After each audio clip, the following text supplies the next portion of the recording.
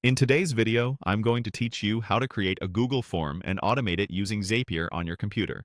By the end, you'll have a form ready to collect responses and an automation that moves those responses wherever you need them, like a spreadsheet, an email, or a chat channel. Start by opening your browser and heading to forms.google.com. Sign in to your Google account so your form is saved to your drive. Click on Blank Form to create a new form. Give your form a clear title so you can recognize it later, and add the questions you need, such as short answers, multiple choice, or checkboxes.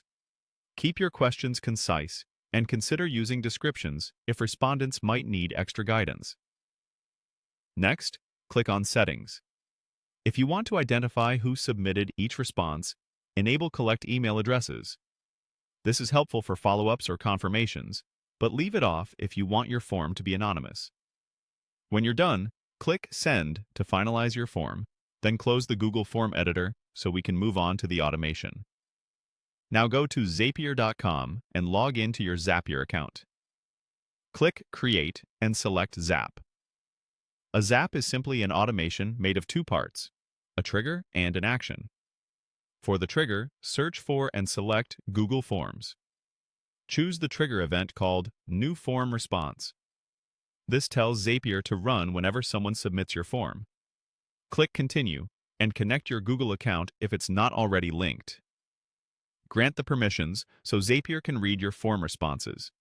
From the drop-down, select the exact Google form you just created. Click Test Trigger to pull a sample response.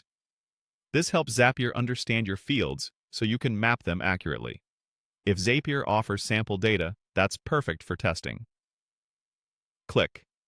Continue to set up what happens next. Choose your action app, such as Google Sheets to log responses, Gmail to send an email, or Slack to post a message. Select the specific action event you want, then connect that app's account and authorize it. You'll now map the Google Form fields to the action fields. For example, match a name question to a spreadsheet column or an email body. Take a moment to double-check each mapping so your data goes to the right place. Click Test. Step to send a test through. Review the result in your chosen app to confirm everything looks correct. Finally, click Publish to turn the automation on. From now on, every new form response will trigger your action automatically. If this video helped, please like, subscribe, and share. Thanks for watching.